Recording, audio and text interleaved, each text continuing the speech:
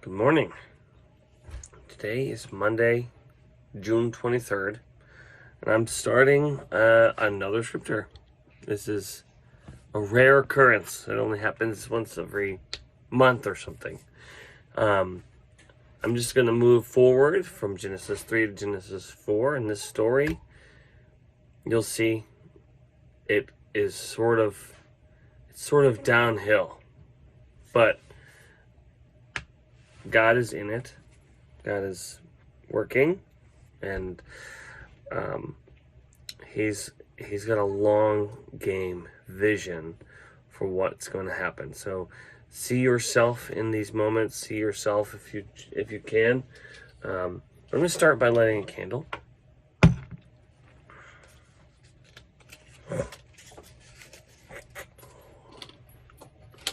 I light a candle to represent the presence of God. Whether you are in a desert place where it's really hard for you to feel the presence of God, or he's just really showing himself to you in ways that are obvious and great.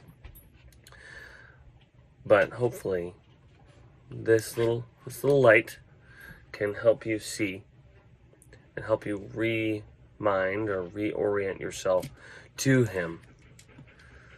Genesis 4, the story of Cain and Abel. Now, the man had relations with his wife Eve, and she conceived and gave birth to Cain, and she said, I have obtained a male child with the help of the Lord. And again she gave birth to his brother Abel. Now Abel was a keeper of flocks, but Cain was a cultivator of the ground. So it came about in the course of time that Cain brought an offering to the Lord from the fruit of the ground. Abel on his part also brought an offering from the firstborn of his flock and from their fat portions. And the Lord had regard for Abel and his offering, but for Cain and his offering he had no regard. So Cain became very angry, and his face was gloomy. When the Lord said to Cain, Why are you angry, and why is your face gloomy? If you do well, will your face not be cheerful? And if you do not do well, sin is lurking at the door, and its desire is for you, but you must master it. Cain talked to his brother Abel, and it happened that when they were in the field, Cain rose up against his brother Abel and killed him. Like I said, this goes downhill pretty quickly. Then the Lord said to Cain, Where is your brother Abel? And he said, I do not know. Am I my brother's keeper? Then he said, What have you done? The voice of your brother's blood is crying out to me from the ground. Now you are cursed from the ground, which has opened its mouth to receive your brother's blood from your hand. When you cultivate the ground, it will no longer yield its strength to you. You will be a wanderer and a drifter on the earth. Cain said to the Lord, My punishment is too great to endure. Behold, you have driven me this day from the face of the ground, and I will be hidden from your face, and I will be a wanderer and a drifter on the earth, and whoever finds me will kill me. The Lord said to him, Therefore, whoever kills Cain, vengeance will be taken on him 7 times as much.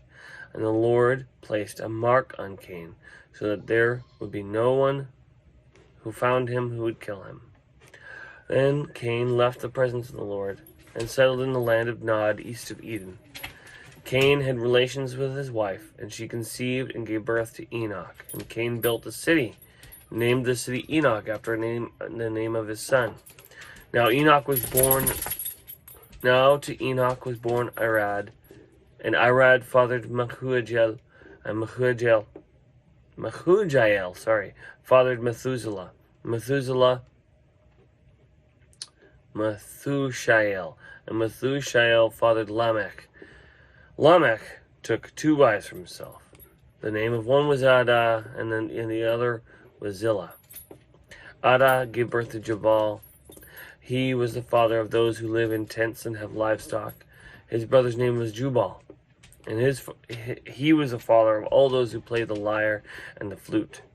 As for Zillah, she gave birth to Tubal-Cain, the forger of all implements of bronze and iron, and the sister of Tubal-Cain was Naamah. Lamech said to his wives, Ada and Zillah, listen to my voice, you wives of Lamech. Pay attention to my words, for I have killed a man for wounding me, and a boy for striking me.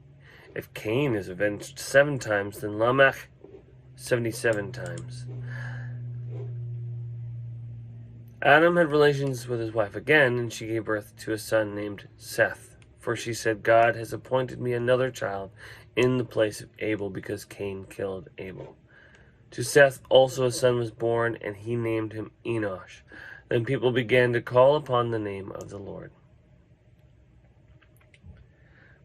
There's a lot there, and we'll keep reading and reflecting.